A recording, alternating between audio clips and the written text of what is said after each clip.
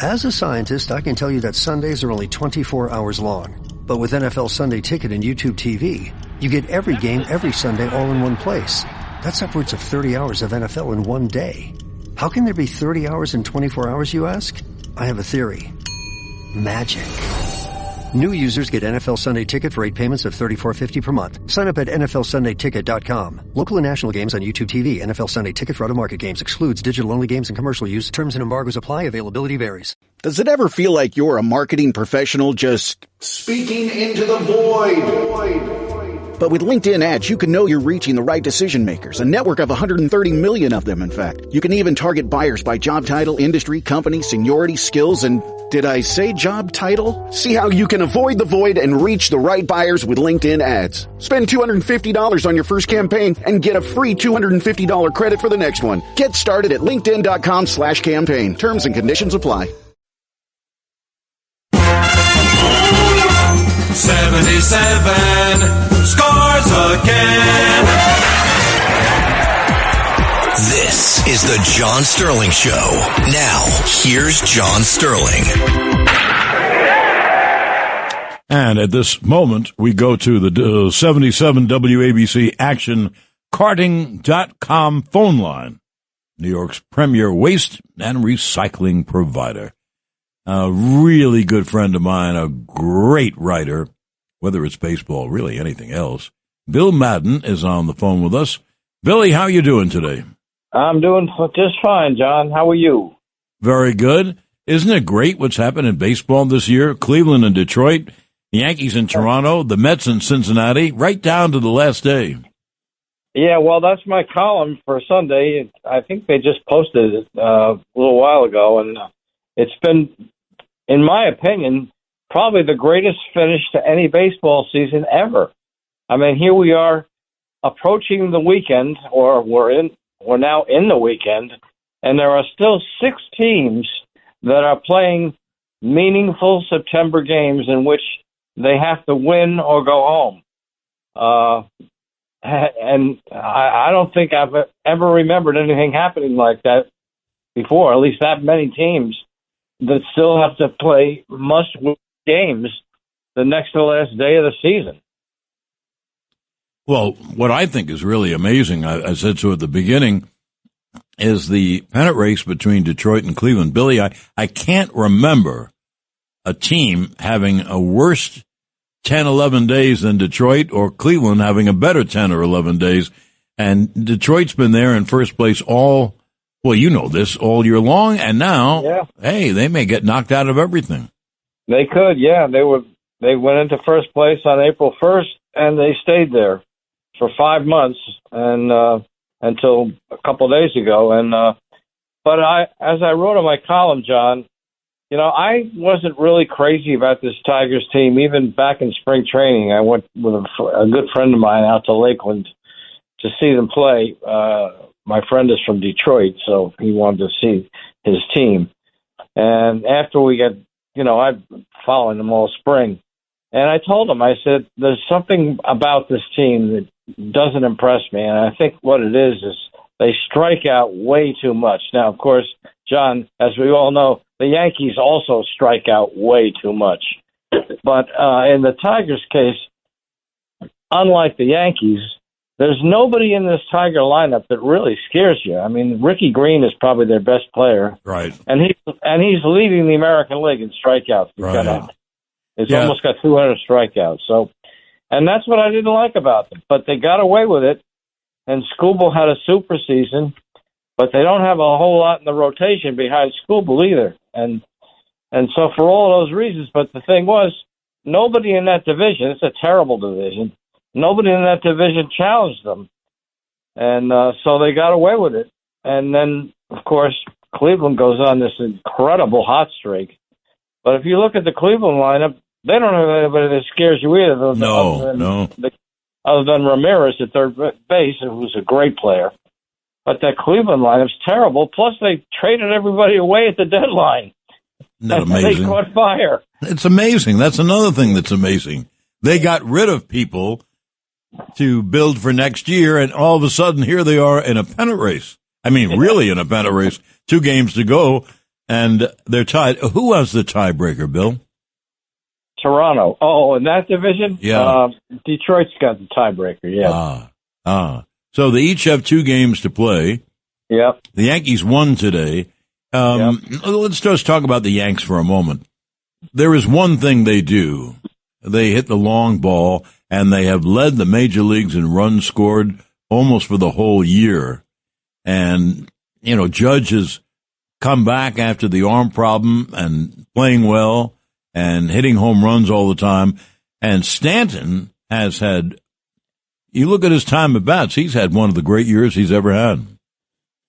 He certainly has. And that's the problem, in my opinion, the Judge may have on this MVP award, because unlike Cal Raleigh, I wouldn't say Raleigh's been a one-man team in Seattle, but he's had the most incredible season maybe in history of any catcher, and that's such an important position.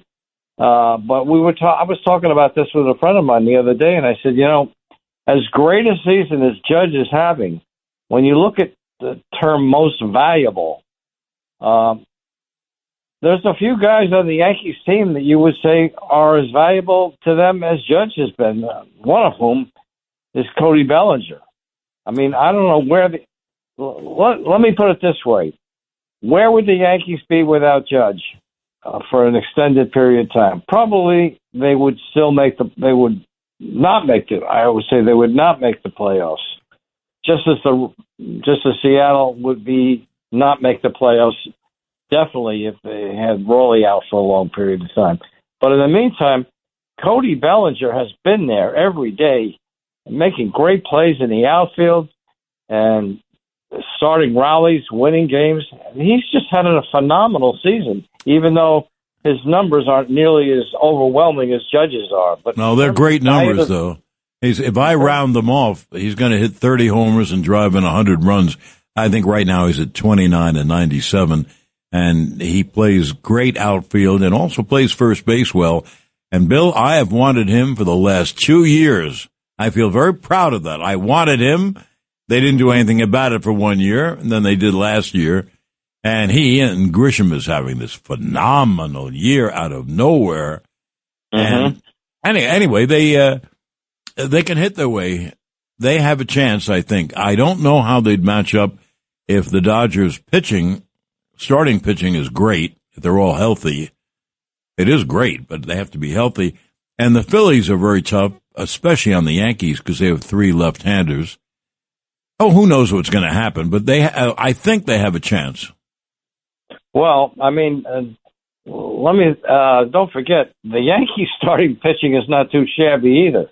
No, no. They are maybe the only team I can think of that's going into the postseason with 5 starting pitchers all pitching well.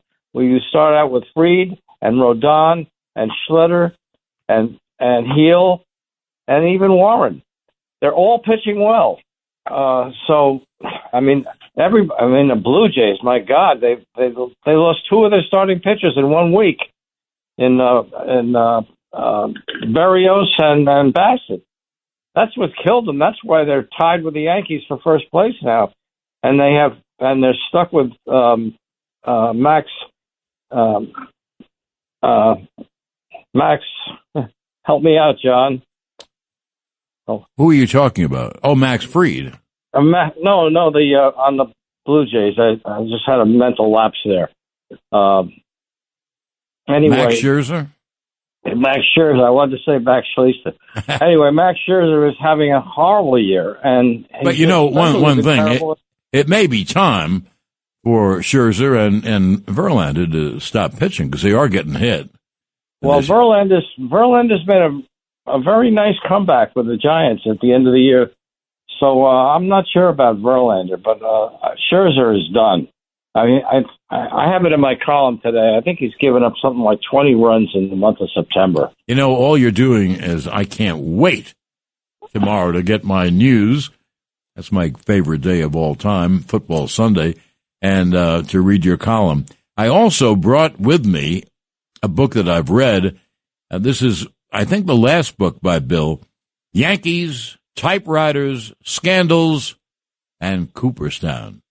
And you get inside of all these things that have happened. Some of the people who Bill writes about and gets inside these stories, George Steinbrenner, Tom Seaver, Yogi Berra, Sparky Anderson, and many more. That's a heck of a book. How is it doing? It's doing pretty well.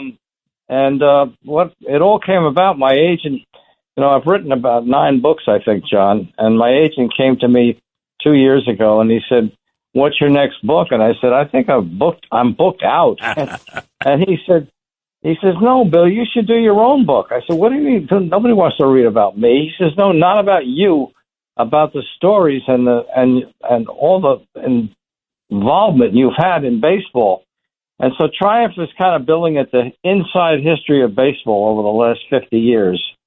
And there's a different chapter on every different phase of baseball. I have a chapter in there on analytics. You'll love that one, yes, John. Bill and I hate analytics and think it is. You know what they've done? They've created a job for themselves. They have big jobs. They created it. It means nothing. I could defeat analytics almost all the time. You know one way to defeat it?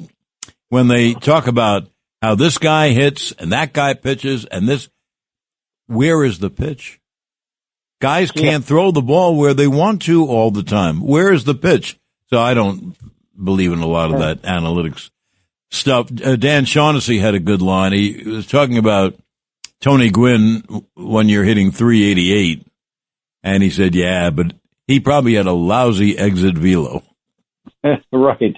Well, it's funny. I was watching the Yankee-Oriole game before, and the analytics chapter is heavily about the Orioles and the analytics geniuses that put that team together. They had all those number 1 draft picks. First of all, the first thing they did was fire all their scouts, these lifelong guys, and replace them with these analytics guys. And then they tanked. And so for 4 years, they kept getting the number 1 and number 2 draft picks. And yet, all of those guys that they drafted, starting with Adley Rutschman, the catcher, who was the number 1 pick in the nation, and he's done hardly anything for them. And I looked at their lineup today. Most of them are still there, and they're all hitting 240 or whatever. So what did they accomplish other than subjecting the Oriole fans down there in Baltimore to 5 straight years of 100 losses? And, it's, and I was watching the game today. They had some pitcher on the mound that hit Jazz Chisholm on the forearm, and I hope he's going to be all right. But I kept saying, I say to myself, there's so many of these pitchers today. They don't know how to pitch. No, they try to throw off the plate.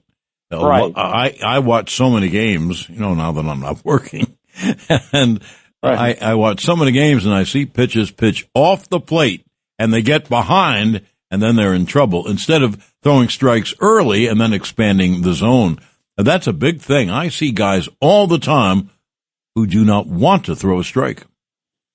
No, they don't. And of course, I could go on all night about, the fact that we don't have any pitchers that go more than 5 innings anymore, and what they've done emasculating these starting pitchers. And it's unfortunately, that's what we have now in baseball. And my God, John, we need to expand. We need to bring 2 more teams in. We need to another 50 pitchers that can't pitch into the game. Well, I don't think they're worried about that. And, I looked in the newspaper before I came in today, and the crowds in the major leagues last night were just phenomenal, and one after the other. So I think they'd like to bring in 2 more teams to go to 32, like football and hockey. And well, I think that's what they want to do. Anyway, I want you to talk about one other thing while we have a couple of minutes. I mentioned that book. I've read the Steinbrenner book. I've read the Don Zimmer book, great books. But you know what my favorite book is? 1954. And I'd like to tell people, if you're a baseball fan, go and find that book. You can do it well, I won't tell you how to do it because I want to plug someone else, but but if you get that book, it's one phenomenal baseball story after the other, and all occurred in 1954, and as Bill points out, that's when the great black player emerged. Yeah, it's a book. That was a book I always wanted to do because I don't know whether I was the only person that knows. I get tired of saying, that 1947, the year that Jackie broke in with the Dodgers, that was the year of integration and everything else. And I grew up in that era. Me too. And I remember distinctly the fact that we got to 1954, which was probably the first year that I really watched a lot of baseball and really got into the game because it was the first time the Yankees weren't in the World Series. But anyway, you looked around baseball and almost, I think there was 8 teams in baseball, 1954, that had not yet integrated. And I'm saying to myself, wait a minute, what happened? They brought Jackie into the game. The Dodgers integrated like crazy. But in the American League, nobody hardly integrated.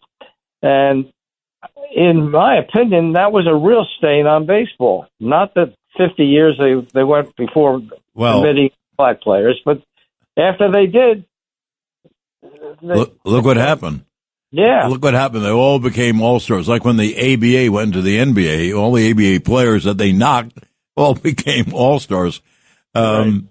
One thing that Bill did at the opening of that book, here's how he opened.